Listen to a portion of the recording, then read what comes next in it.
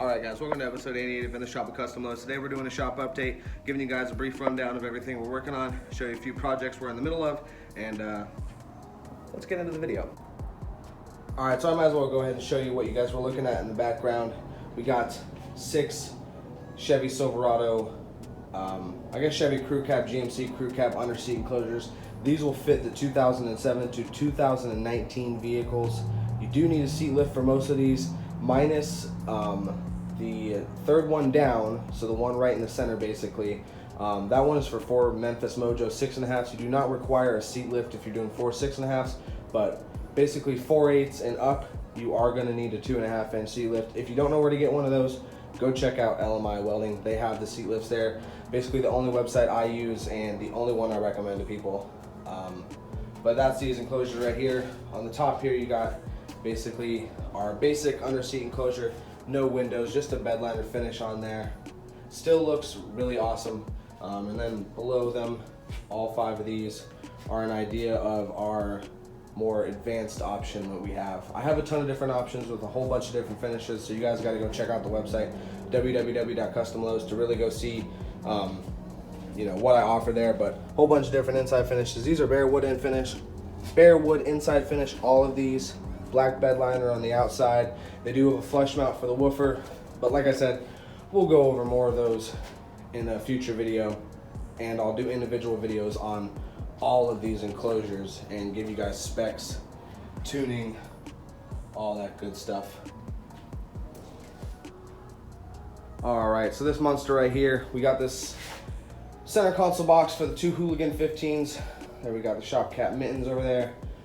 2 DS18 Hooligan 15s. This thing is heavy. As you can see, it's a stack fab top. It is triple layer on the sides. Once we got it all done, I'm taking it apart right now because I am routering out some, I don't know what you want to call them. I'm routering out these areas to make some inserts. I have the inserts right here. Not sure if this is this side or not. This is still very rough form. I'm doing this by hand, not using a jig. I don't own a CNC, but I'll have to flip the box over to show you guys the other side.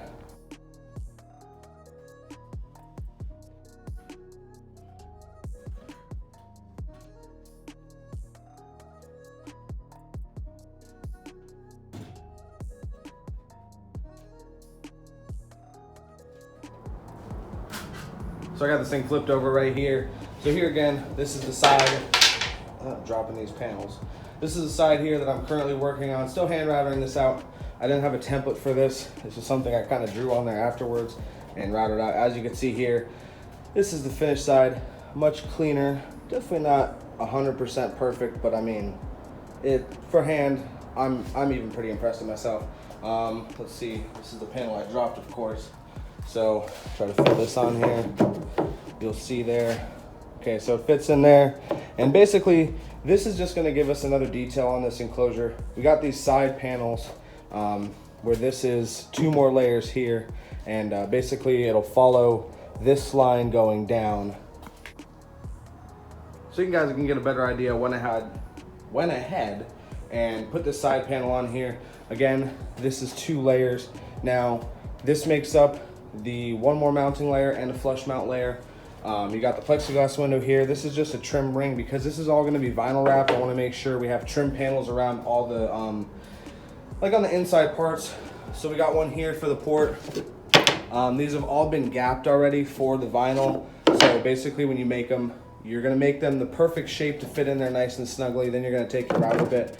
I'm not going to go too far in depth to it, but take a rabbet bit and you're going to size it down with a rabbet bit and a flush trim bit. Size it down like maybe 3 30 seconds around the whole side, maybe 1/8 at best, because you're going to be vinyl wrapping the box itself and this panel. So when it's all said and done, you want to make sure that this stuff fits in, because you're going to have the thickness of your vinyl running over the sides and then your thickness of your vinyl running over the edges of your trim pieces. So we got one there, one here for that window, one here for the port, which I'm going to put a grill in. There's been some talks of putting stuff in the box, and the grill will also help from it flying out ever.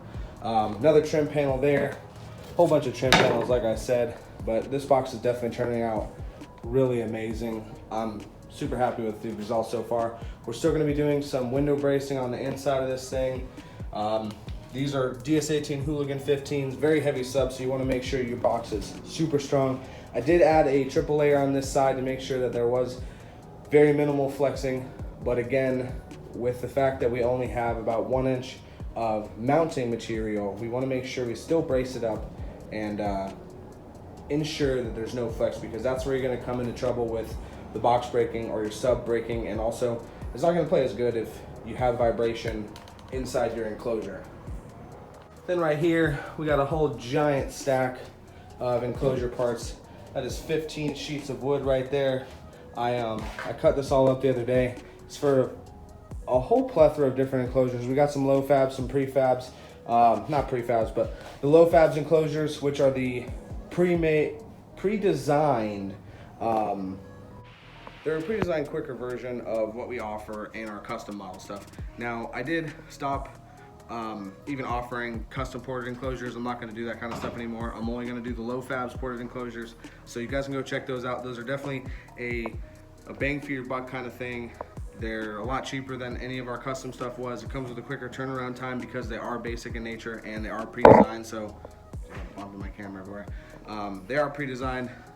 There's a lot of parts. We got underseat enclosures in there, some custom ported enclosures from before I stopped taking ported enclosure orders. There's a whole bunch of stuff in there. I'm actually pretty proud of that. 16 sheets, 12 boxes.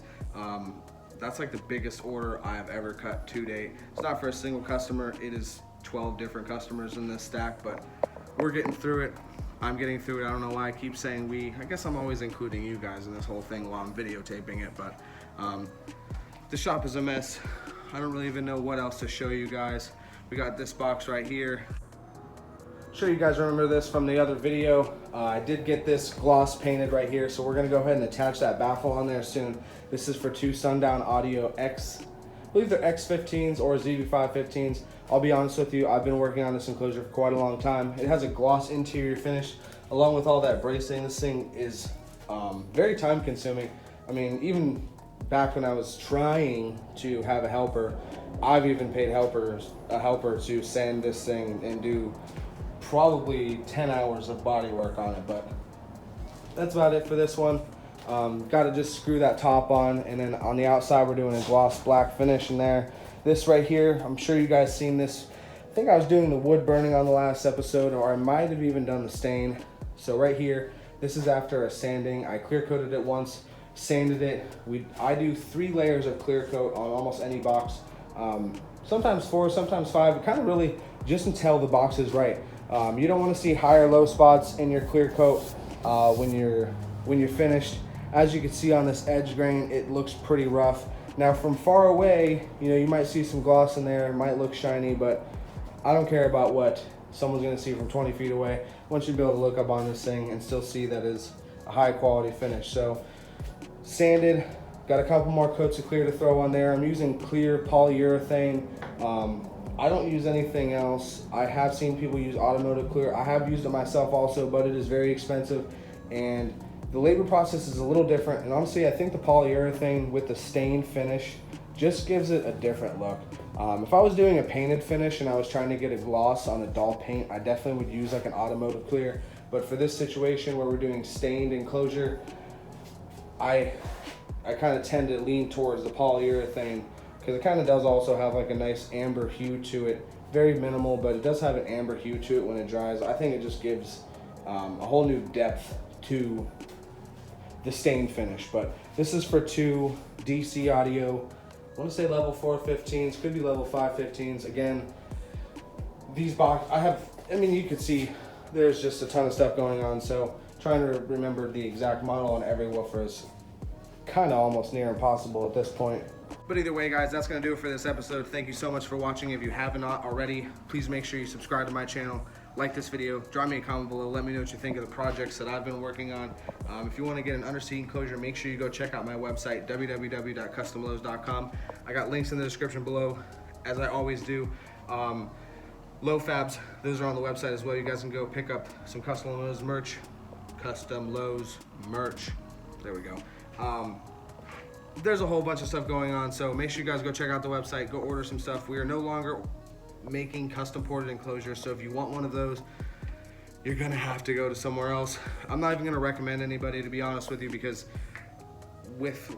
I feel like with a recommendation, you kind of also offer your, I